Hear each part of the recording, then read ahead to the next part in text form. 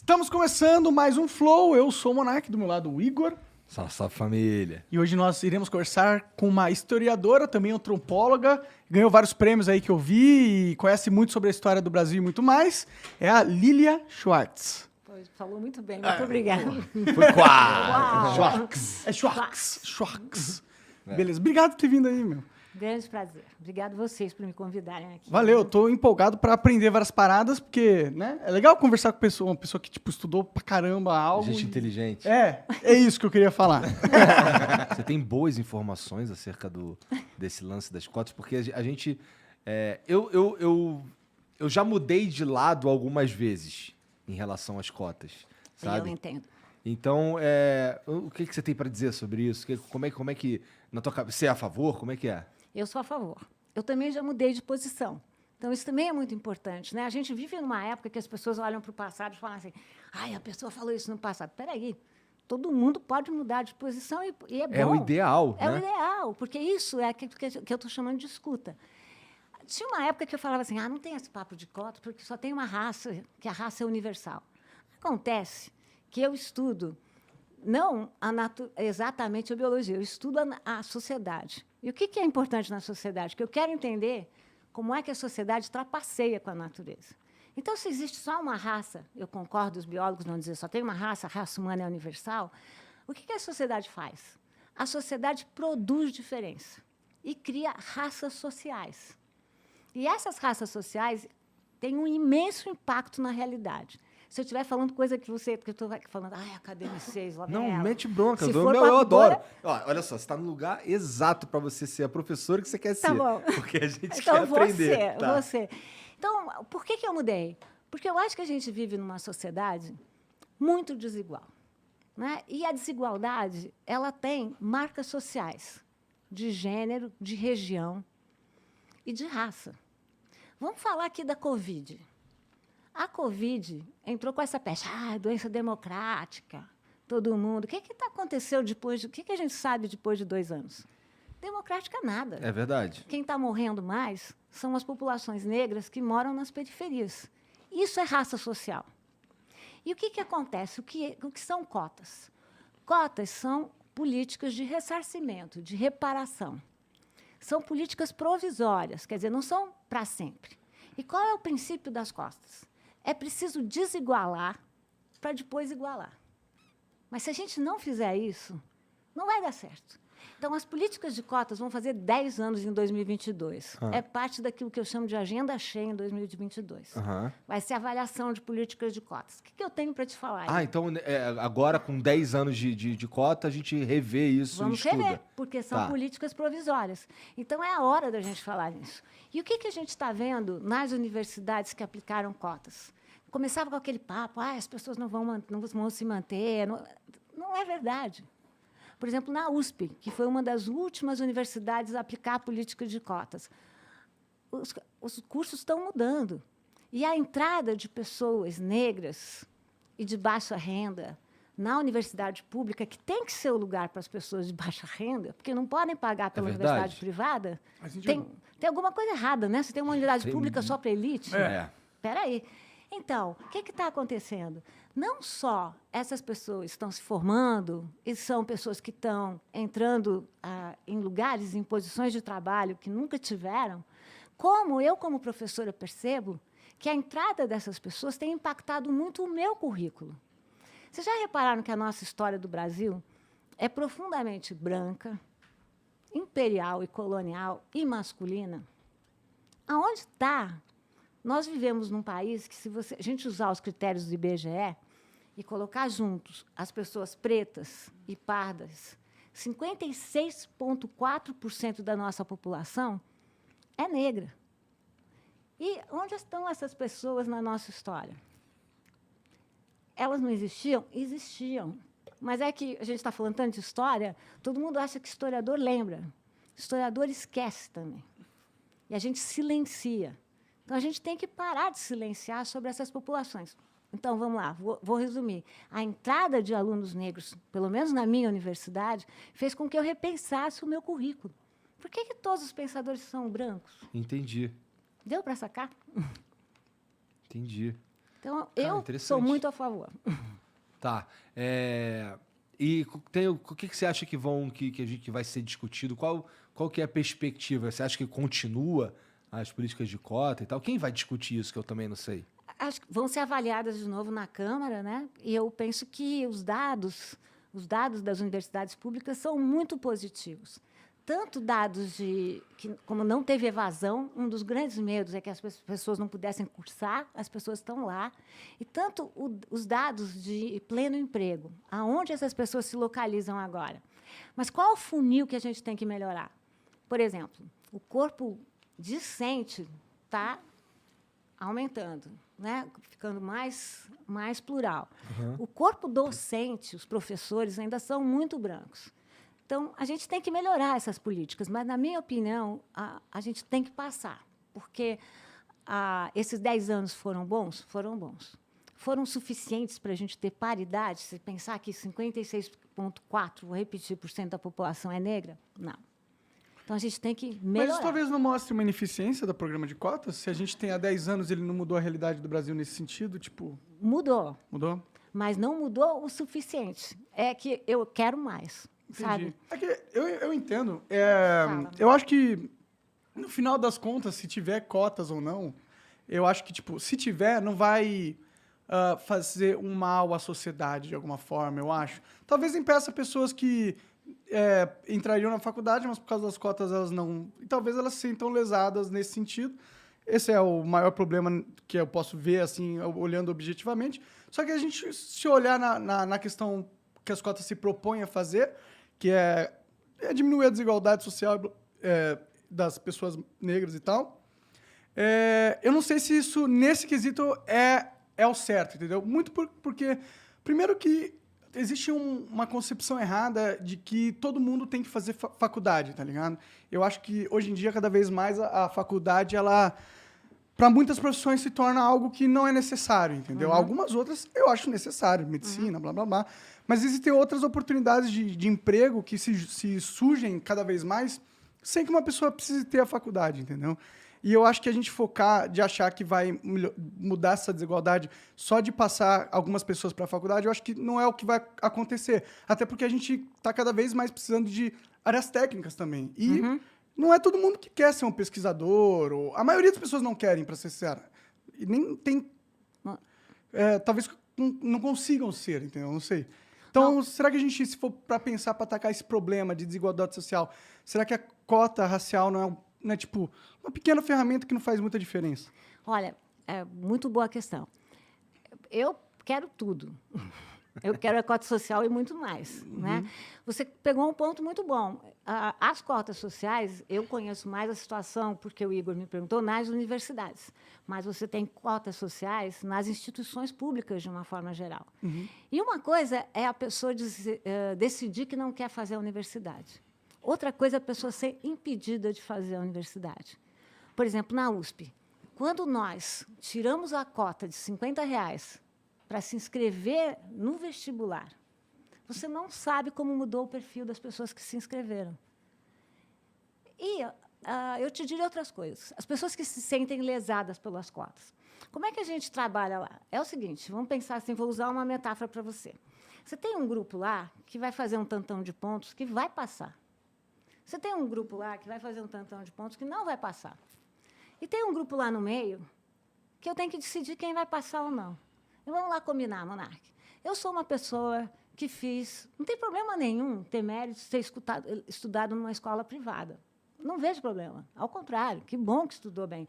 Mas eu sou uma pessoa que tem uma família constituída, que faço escola de manhã, de tarde faço inglês, natação, depois meus pais me providenciam para que eu vá viajar para fora e tudo mais.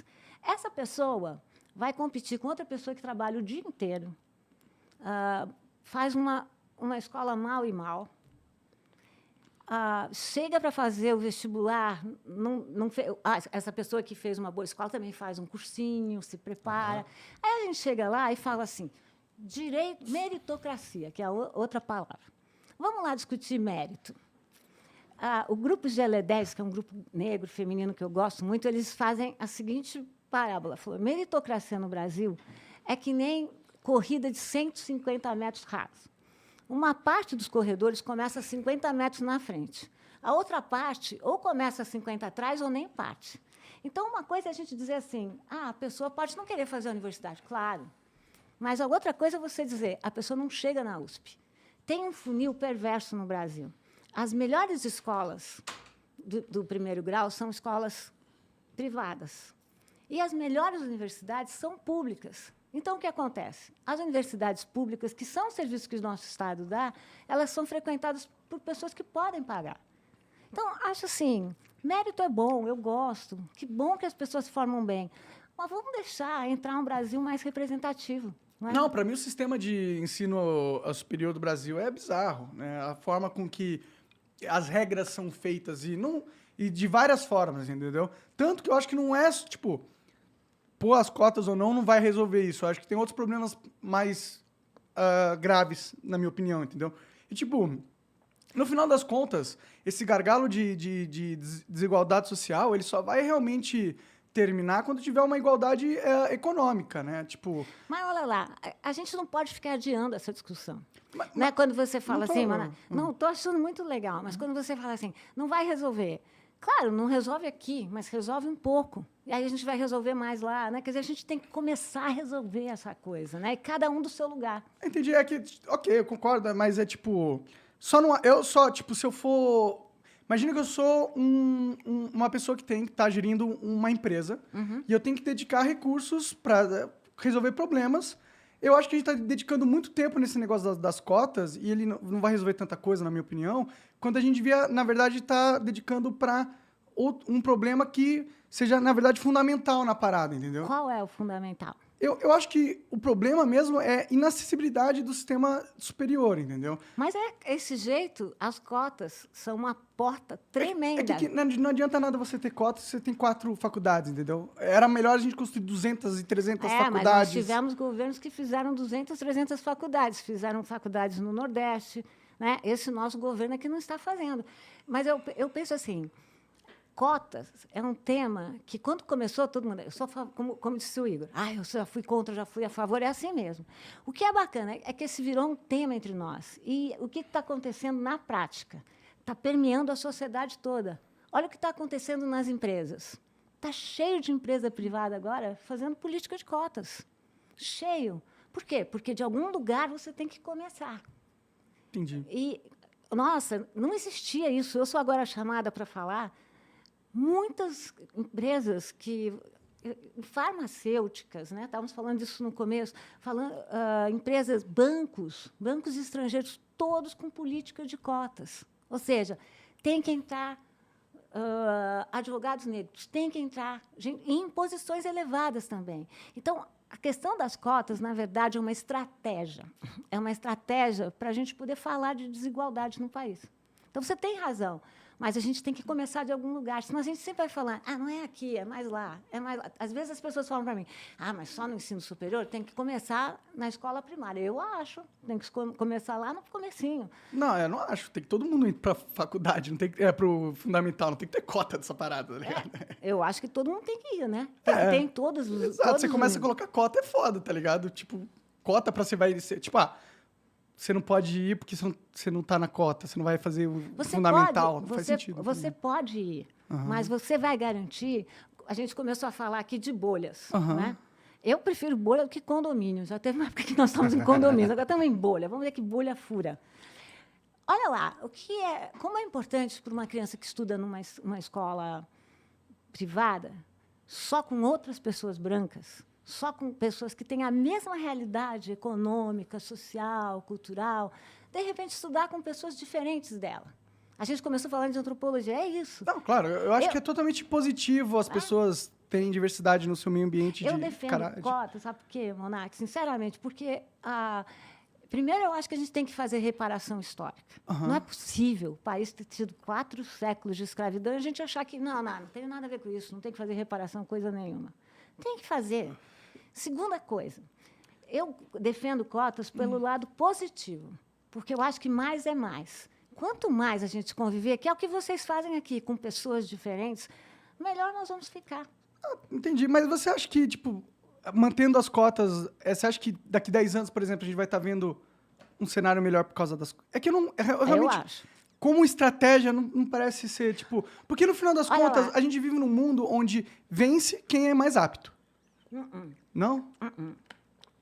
Isso é a meritocracia. Não, mas aptidão... eu não tô falando de uma questão necessariamente da pessoa, entendeu? Por exemplo, se eu sou filho de um bilionário, tá bom? E eu estou querendo comprar uma casa, quem é mais apto de comprar essa casa? Um filho de bilionário ou um cara que não tem nenhum tostão no bolso?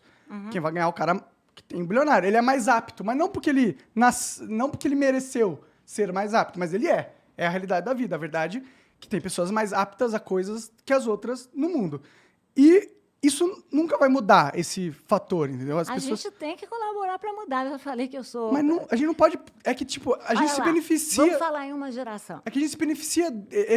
Pode parecer ruim, tipo, que um bilionário, só por ser bilionário, filho do bilionário, tenha nascido com poderes incríveis, só por ele ter nascido... Eu não acho problema. Não, ele pode parecer ruim, mas é que, na verdade, tem uma parte boa disso, que é o fato de a gente permitir no mundo que as pessoas mais aptas consigam... Mas acho que você está... Desculpa, mais apto para mim são as pessoas mais capacitadas. Sim. Mas capacitadas não são só economicamente. Você está chamando de aptos só pessoas mais capacitadas economicamente. Não. Eu só quis... Esse foi um exemplo que eu usei para você Mas então- entender que ser mais apto não significa só a questão física, mas isso- também pode incluir a questão... Mas Mas não estou te dizendo que é só isso. Mas não isso foi é que uma eu quis questão dizer. de classe social. Né? O que a gente pode ver no Brasil? Desde 1988, depois da ditadura militar, desde que nós tivemos a Terceira República, como a gente chama, desde a Constituição Cidadã, o que a gente viu acontecer?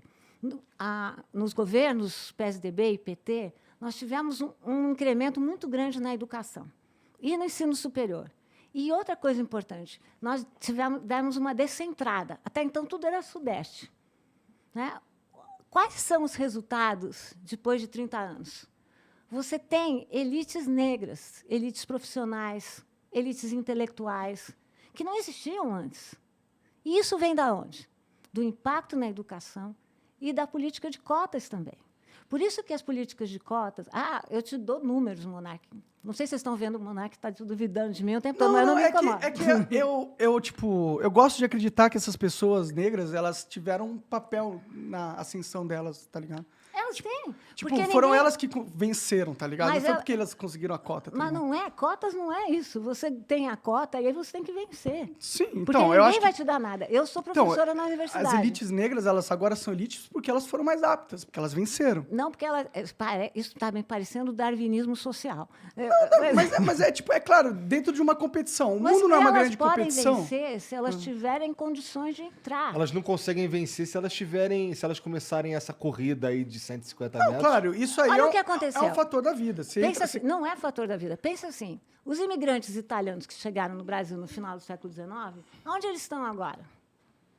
Não sei, provavelmente bem. Bem, Sim. o que acontece com as populações negras? É porque são incapazes? Não, sempre lutaram, sempre existiu ativismo negro, mas tem impedimentos, que são impedimentos políticos, sociais e Não, econômicos. nesse ponto eu concordo com você. E é disso que a gente está falando. Acho que a gente pode falar também, Monark, se me permitir, de branquitude. Porque o que acontece nas nossas bolhas, aí é quase um condomínio mesmo, é que nós nos acostumamos a conviver só com pessoas brancas. A gente vai para o teatro, só tem pessoas brancas. Isso me incomoda.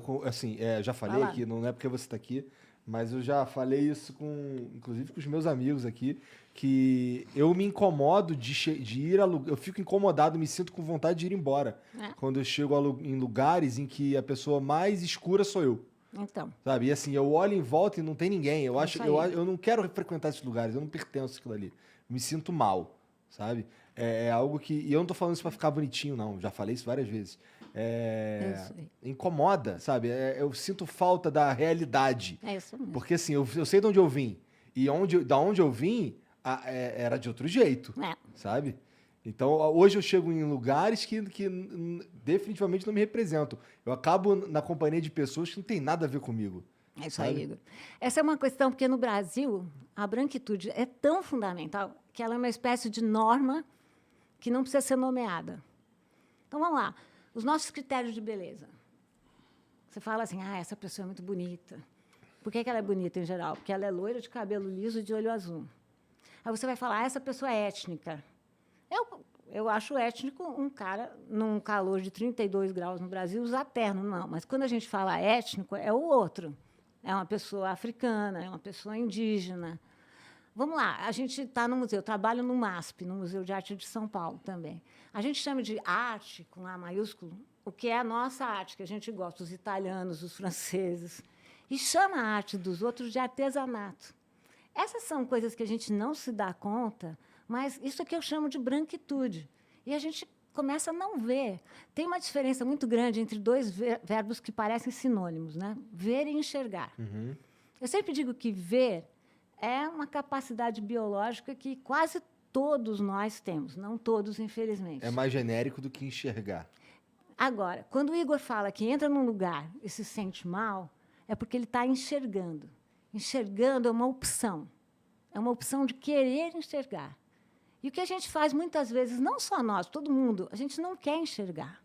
Então, a gente normaliza, porque isso dói, né? Porque essas perguntas são incômodas, né? E a gente resolve não enxergar.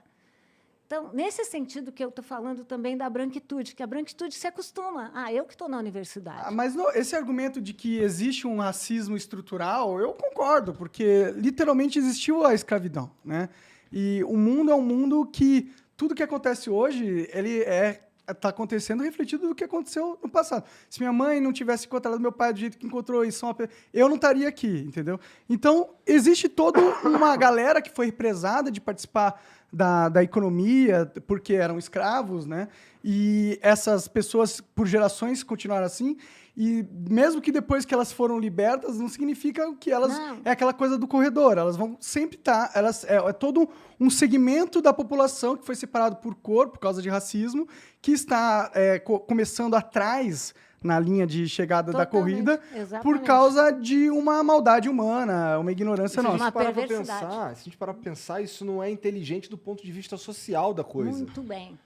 Porque a gente desperdiça, isso é uma coisa que o Monark fala bastante também, a gente desperdiça potencial humano. Claro, Né? que se a gente está falando de 56,4% da nossa população, o que a gente está fazendo?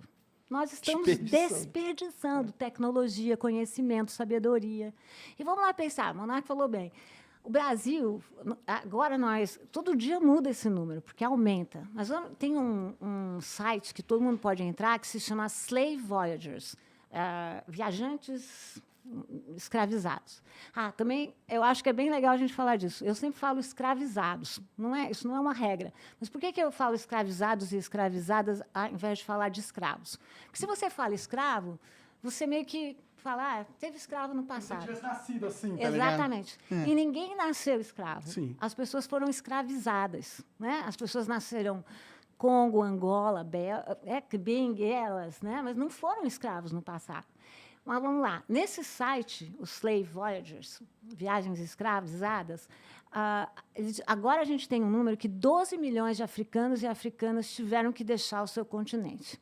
Mais de 300 nações diferentes. Essa também é outra coisa que a gente fala. A gente fala de Europa, você fala Europa, não. Polônia, Alemanha, Itália. Fala de África, a pessoa fala, lá na África. Não é uma África, foram muitas Áfricas. Se vocês quiserem, a gente fala mais disso. Mas vamos dizer, 12 milhões de africanos e africanas deixaram o continente.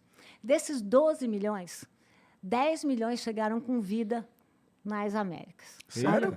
Isso me surpreende, esse número. Nossa. Achei que era mais mortal a viagem. Nossa, eu achei que era bem menos, pra ser É sincero. muita Sério? gente. Se você É que eu vi uns pensa- negócios, cara... Pô, tinha muita doença, os caras ficavam Muita doença. meses Não, no navio, tá esses ligado? são os caras que chegavam, mas não estou dizendo os que morriam logo depois. Vamos falar disso. É que você falou que são 12 milhões... Chegavam no com total. vida. Sim, mas foram 12 milhões que tentaram, você diz, não? Não, 12 milhões saíram, 10 milhões chegaram. Entendi, então Tá? foram... Nas 2 Américas, milhões em geral. perderam. 2 milhões se perderam no caminho. Fora os que morreram nos navios. Esses foram os que morreram no navio. Entendi. Fora os que morreram assim Foram que os que chegaram. morreram e tudo aqui, mais. chegaram Entendi, muitos. então. Tanto que no Valongo, que era o maior mercado de escravizados do Rio de Janeiro, havia um cemitério do lado. Porque as pessoas chegavam e morriam logo depois da travessia. Você tem razão. A travessia de Moçambique levava 2 meses. A travessia de Angola, pelo menos 1 mês. E imagina a situação. Bom, desses 10 milhões que chegaram nas Américas, 4,8 tiveram como destino o Brasil. Então, o Brasil foi o lugar que mais recebeu mão de obra escravizada. E o Brasil, diferente de outros países como os Estados Unidos, teve escravizados no... Ui, caiu. Essa foi boa. Caralho, O viado, tema tomei tá até um pesado, hein, susto. Monarca? É Deus querendo tirar essa fala. Né? Olha só. Só fala. Olha, tá querendo foi censura, não foi? Essa foi, hein? Eu não vi vocês fazerem isso nunca. No caminho da minha tosse. Com menos raiva, né? É, olha lá. Parecia que ele já tava querendo sair, na real. Olha só. Pega o bracinho aí pra nós, gente. Quer um desse aqui? É. Que é o Monark, então... No Monarca nós vai derrubar de novo. Quebrou nossa mesa, caralho. Quebrou a mesa? Não, Essa quebrou não. tirou uma lasquinha aqui dela, né? Bom, fala algo aí. Bom, Vamos lá. a gente tava falando, você tava falando aí Vamos das deixar o Monarca pessoas um e tal. pouco de lado, né? Mas uma dúvida que ficou, quando a gente Fala. tava falando de cota, a gente já volta pra esse assunto. Tá. Mas uma dúvida que ficou quando a gente tava falando de cota era... A cota, ela é uma política que não é permanente. Provisória. Ela é provisória. Tem algo sendo feito, porque assim, na minha cabeça, eu gostaria muito que a gente estivesse investindo em educação como um plano nacional Exato. ao longo prazo, Eu sabe? também Então, acho. assim, beleza, tem a cota tá aqui para um paliativo, para dar remediada, para não sei o quê, mas a gente tem que fazer a educação de base ser muito do caralho.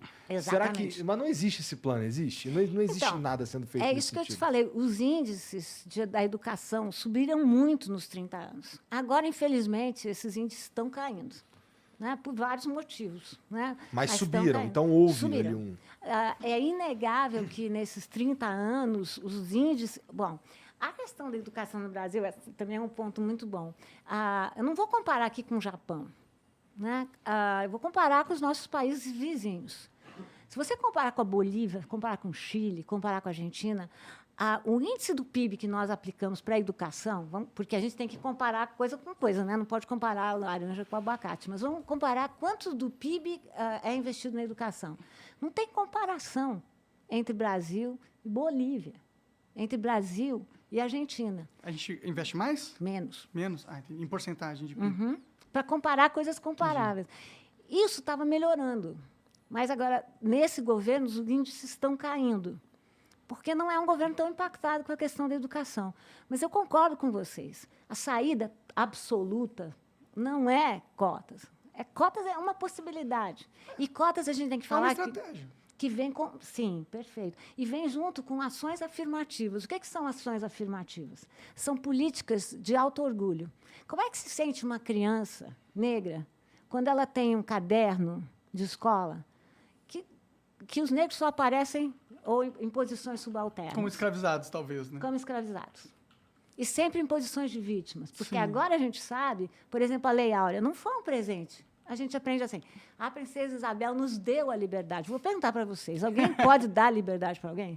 Não foi. Na época, as populações negras se revoltavam, faziam insurreições, fizeram rebeliões, mataram seus senhores, às vezes se suicidaram, as mulheres abortaram. Ou seja, por que a gente sempre dá... Imagina o que sente uma criança negra vendo sempre aquela posição subalterna, passiva.